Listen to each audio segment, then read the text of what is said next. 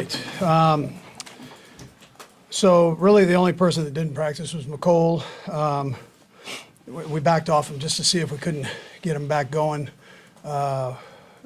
this week. And so he'll most likely be listed as out going forward. But it's not for lack of effort, it's just the injury. So, and he's working through it.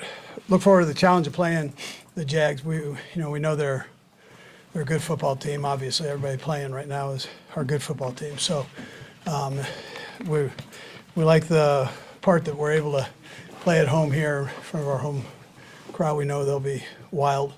And our guys have had a good week of practice. We've just got to go out and execute and do the things that we do. So anyways, with that, time's yours. Any chance of activating Fortson or Clyde? I'll go back and talk. I haven't talked to Veach about that yet, but probably not, I tell you. Coach, with Frank Clark limited practice the past 2 days, what do you anticipate for him for Saturday? Yeah, you know what? I just talked to him, so I can tell you this hot off the press, right?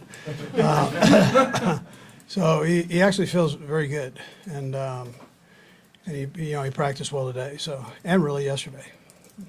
And everything you do offensively and want to do offensively, once the postseason comes in, it's been that same group of your offensive line the whole time. For what luxury kind of is that to have that be so steady together?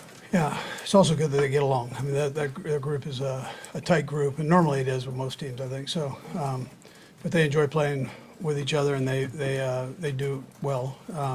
And just the familiarity, especially when you get into games and all those things. I'm saying the twists and things that go on from a good defensive line, in which they're going to be playing. Those two inside techniques are powerful men, and the two outside guys can fly. So it becomes very important.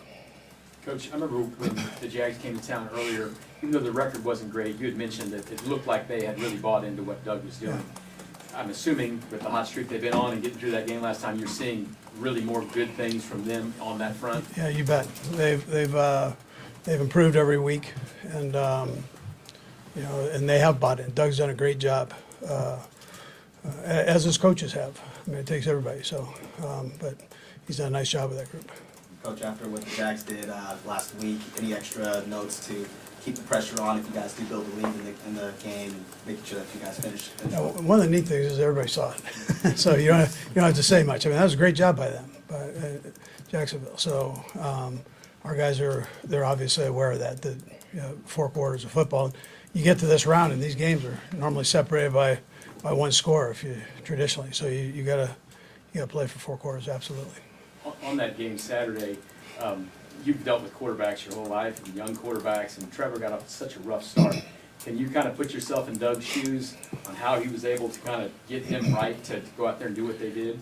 No, listen, he did a great job. You see that clip from one of their offensive linemen talking to him, and they supported him, and that's what it's all about.